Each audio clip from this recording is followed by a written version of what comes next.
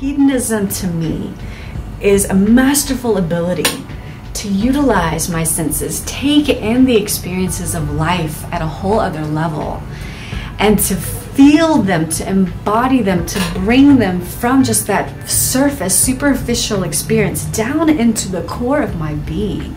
That's where the conscious part of being a conscious hedonist exists and where it comes into play. Because if I'm living in a box, living in a very constrained, regulated, disciplined place all the time, then I lose that color from my life. I'm living in black and white and gray tones as opposed to being animated in a vibrant fountain of color. Life is so full of exquisite, creative, artistic expressions of joy. And for me, what makes life juicy is not only going in search of those expressions of joy, but literally and metaphorically taking them in, digesting them, and letting them become who I am every day.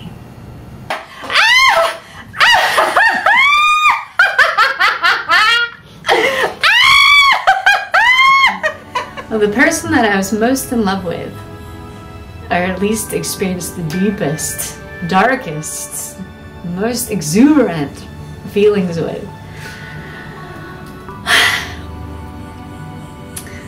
I can say that now with hindsight, I think he came into my life as an angel. And it wasn't about us being together, living happily ever after, but it was more about the work that we would be doing together to polish our diamonds in the rough together, for each other and individually. And he's been as much a pain in the ass as someone who I'm still deeply drawn to and deeply in lasting, loving connection with. So the deepest resentment I have was just what was ultimately the mutual inability to trust each other. And so his unwillingness to trust me, though he tried really, really hard, his unwillingness to trust me.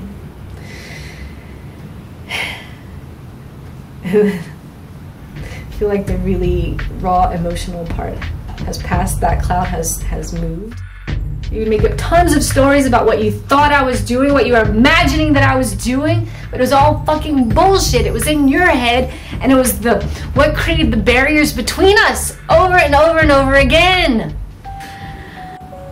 That surrender, really, that surrender to trust, that surrender of trust, to just be in an experience together as opposed to trying to control it from every angle.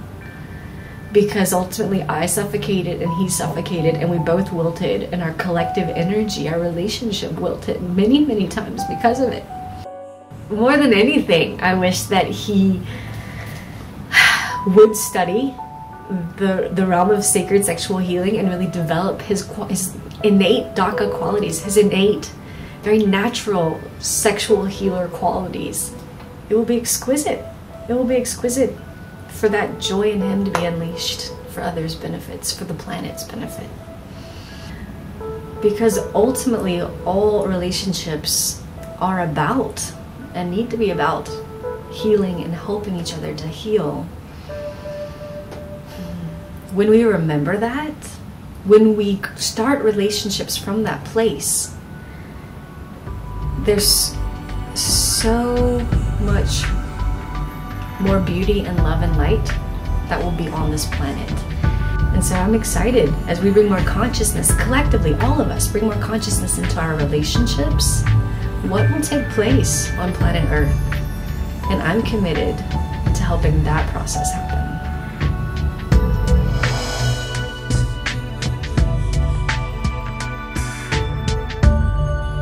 Look for me at onetantra.com.